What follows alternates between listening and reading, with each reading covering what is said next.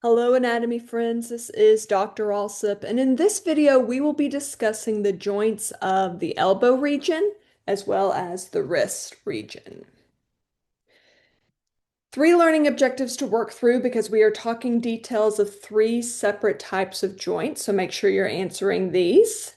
And we will start with the elbow region. Now, this region is unique because you actually have three different joints, all within one articular capsule.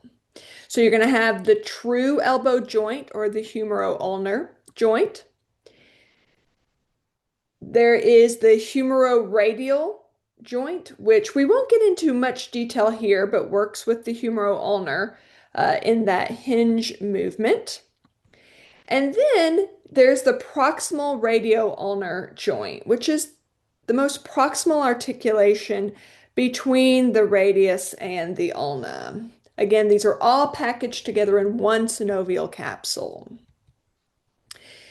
The elbow joint is a hinge joint, so it's usually one of the easiest to visualize. Think flexing and extending or reducing the angle between the arm and the forearm for flexion and increasing the angle with extension. The fit between the bones here is pretty good. So the trochlea of the humerus is going to fit pretty closely with the trochlear notch of the ulna. And so you remember that kind of that spool shape trochlea and the semilunar shape of that trochlear notch. And one thing that is going to be common for hinge joints, definitely, but you actually have them in other joints as well, are these things called collateral ligaments. Collateral ligaments are going to be located on the medial and lateral sides of a joint. So you will have the radial collateral ligament, that's going to be more laterally placed, and then the ulnar collateral ligament is more medially placed. And when we're talking about the elbow joint, the collateral ligaments are capsular, meaning they're just thickenings of the articular capsule. And these collateral ligaments help to direct and protect that strong hinge movement allowed at this joint, and it also helps to prevent movements in other directions. Again, I have a link to the videos of movements of the upper limb if you're having a hard time conceptualizing these. Moving to the proximal radio-ulnar joint, which is going to be just distal to the humero-ulnar and humeral radial joints.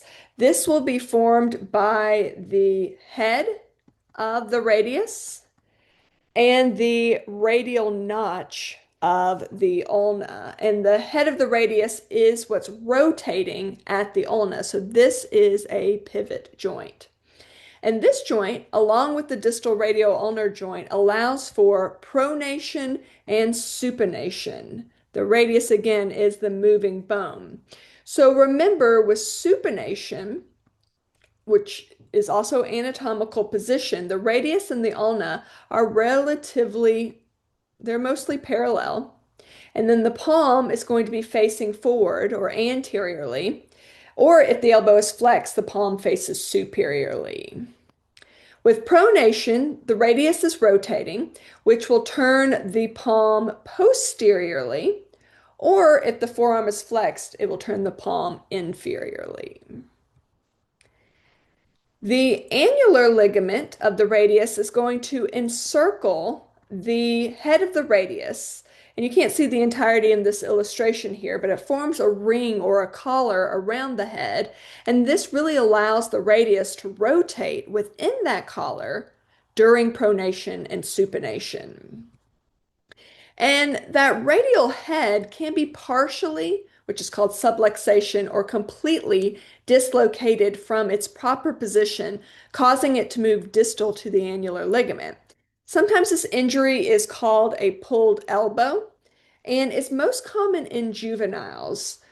So what will commonly happen is, here's an example. A child will be suddenly lifted or jerked. Think a kid is running out onto a street. You see a car coming, you panic, and so you grab their hand to kind of jerk them away from that car.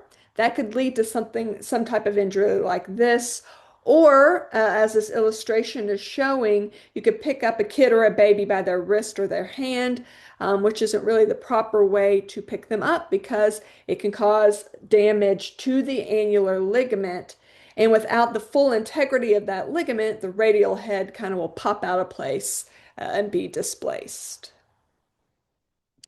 Moving to the wrist, or more accurately called the radiocarpal joint, the bony parts of this joint include the distal end of the radius and the proximal row of carpal bones, excluding the pisiform.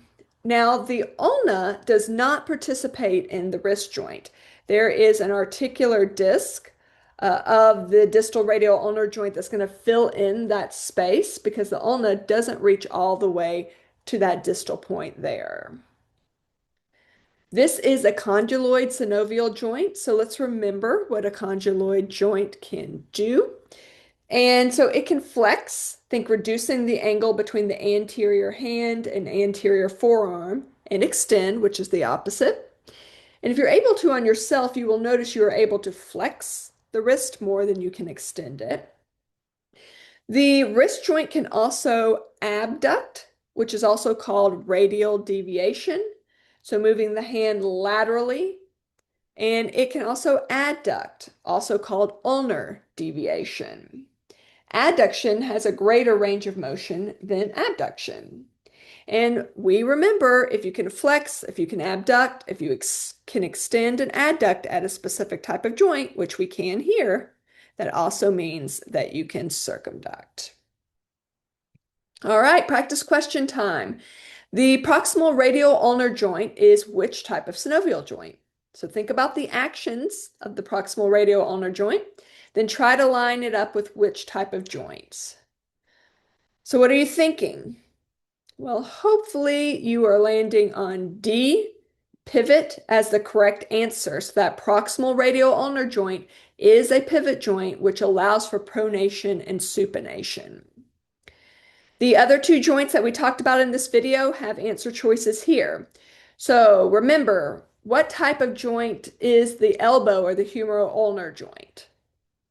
Well, hopefully you remember that is a hinge joint.